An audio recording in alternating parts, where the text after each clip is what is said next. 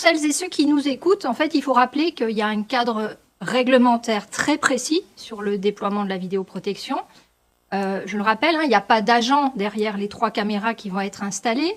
Les images ne peuvent être visionnées que par des agents assermentés. Et, M. Caral, vous me regardez, oui, elles sont visionnées. C'est page 85. Les agents sont habilités à effectuer des opérations de visionnage et pas seulement à extraire des séquences.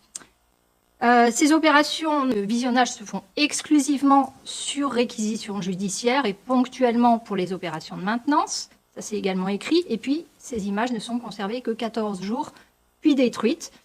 Et donc, sans surprise, nous allons soutenir cette délibération, mais on va surtout vous expliquer pourquoi. D'abord parce qu'on ne pourra plus dire que Ramonville est la seule commune de 15 000 habitants en Haute-Garonne à ne pas être dotée de vidéoprotection. Il faudra préciser que Ramonville est la seule commune de Haute-Garonne de 15 000 habitants à ne pas être dotée de vidéoprotection pour ses propres habitants. Ensuite, parce que si de plus en plus de communes sont équipées, c'est parce qu'elles sont utiles, ces caméras. Utiles à quoi? D'abord à la résolution d'enquêtes. Ce sont les professionnels de la sécurité, à savoir les gendarmes, qui le disent. Pour eux, c'est un véritable outil d'investigation qui réduit le temps d'enquête, et la vidéo produit également des preuves pour les tribunaux. Le plus simple, c'est de regarder ce qui se passe dans les communes qui en sont équipées, et c'est ce que nous avons fait.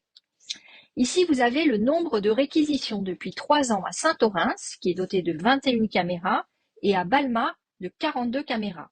On voit que dans les 2 communes, le nombre de réquisitions augmente chaque année. Ensuite, si on regarde les chiffres à Balma, en 2023, il y a eu 103 réquisitions, ce qui veut dire 2 réquisitions par semaine. Enfin, sur le taux de résolution d'enquête, c'est la commune de Castanet qui affiche les chiffres sur son propre site internet.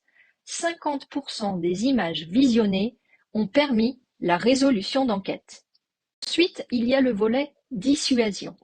Les études montrent que le déplacement de la délinquance se fait vers les communes qui ne sont pas équipées de caméras. Et là, on est en plein dedans. Toulouse, qui est une championne de l'installation des caméras, repousse la délinquance vers le sud, c'est-à-dire vers Ramonville, et Castanet, qui a déployé également massivement la vidéoprotection, la repousse vers le nord, donc vers Ramonville. On comprend donc facilement pourquoi Ramonville concentre la majorité des interventions des gendarmes de la communauté de brigade qui comporte pourtant 13 communes.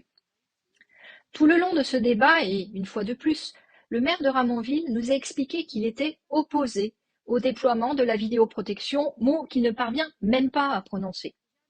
Nous sommes et restons donc toujours les seuls élus à être favorables au déploiement de la vidéoprotection à Ramonville.